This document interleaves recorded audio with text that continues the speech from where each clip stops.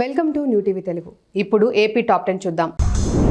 తాడిపత్రి నియోజకవర్గానికి రావాల్సిన నీటి వాటాను కేటాయించాలని ఎమ్మెల్యే జేసీ అస్మిత్ రెడ్డి పేర్కొన్నారు. ఆయన అసెంబ్లీ సమావేశాల్లో మాట్లాడారు. తుంగభద్రకు దిగువ భాగాన ఉన్న తాడిపత్రి, సింగనమల, గుంతకల్లు నియోజకవర్గాలకు నీరు రాకుండా పోతుందన్నారు. సాగునీరు పుష్కలంగా ఇస్తే రాష్ట్రానికే రైతులు అప్పిచ్చే స్థాయికి ఎదుగుతారన్నారు. ప్రస్తుతం రైతులకు పిల్లనిచ్చేవారు లేరని వాపోయారు.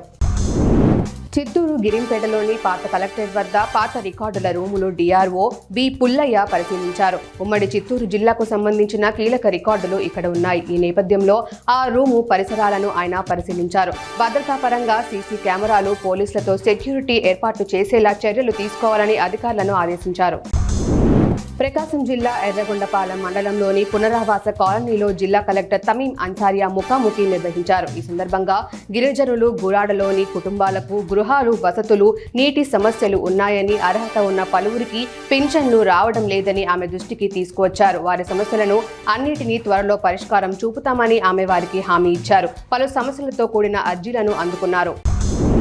గత వైసీపీ ప్రభుత్వ హయాంలో విజయవాడ అభివృద్ధిని మరచారని తూర్పు నియోజకవర్గ ఎమ్మెల్యే గత్తె రామ్మోహన్ అన్నారు. 10వ డివిజన్లో డ్రైనేజీ సమస్యలను ఆయన పరిశీలించారు. ఈ సందర్భంగా ఆయన మాట్లాడుతూ కావాలనే గత ప్రభుత్వం కొన్ని ప్రాంతాల అభివృద్ధిని విస్మరించిందని ఆవేదన వ్యక్తం చేశారు. తక్షణమే పెద్ద ప్రాతిపదికన అండర్ గ్రౌండ్ డ్రైనేజీ సమస్యలను పరిష్కరించేలా చర్యలు తీసుకుంటామని ఆయన స్పష్టం చేశారు. పార్వతీపురం శాసనసభ్యులు బోనెల విజయ్ చంద్ర అసెంబ్లీ సమావేశాల్లో మాట్లాడి ఆకట్టుకున్నారు. గతంలో ఎంతో మంది ఎస్సీ సామాజిక వర్గం నుంచి మంత్రులు, ఎమ్మెల్యేలుగా పనిచేశారు.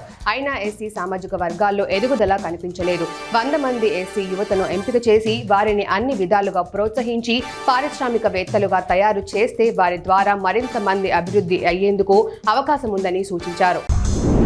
కడప జిల్లా ఎస్పీ వి హర్షవర్ధన్ రాజు ఆదేశాలతో కడప నగరంలో శివార్లలో స్పెషల్ డ్రైవ్ ను పోలీస్ అధికారులు, సిబ్బంది నిర్వహించారు.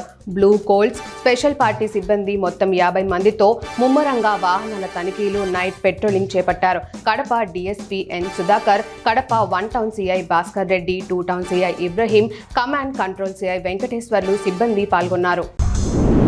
జిల్లా నూతన ఎస్పీ శివప్రతాప్ కిషోర్ వార్షిక తనిఖీల్లో భాగంగా నేడు నూజివీడు పోలీస్ స్టేషన్ను సందర్శించారు.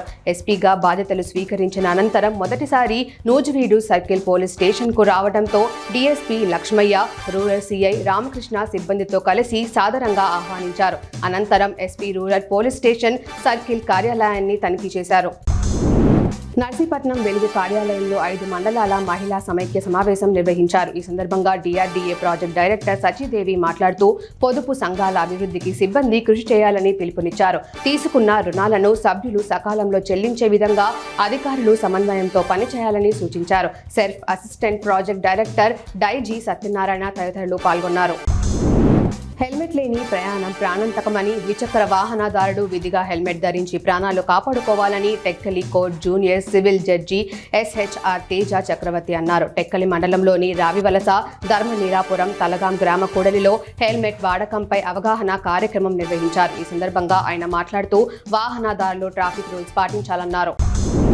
రాజధాని గ్రామాల్లో ల్యాండ్ పూలింగ్ ద్వారా భూమిని ఇచ్చేందుకు పలువురు రైతులు ముందుకొస్తున్నారు. కాగా ఒక్కరోజే పెనుమాకలో 2.65 ఎకరాల భూమిని ల్యాండ్ పూలింగ్ ద్వారా సిఆర్డీఏకు రైతులు ఇచ్చినట్లు మంత్రి నారాయణ కార్యాలయ అధికారులు తెలిపారు. గతంలో ల్యాండ్ పూలింగ్ పై హైకోర్టుకు వెళ్లిన రైతులే తిరిగి సిఆర్డీఏకు భూములు ఇచ్చారన్నారు.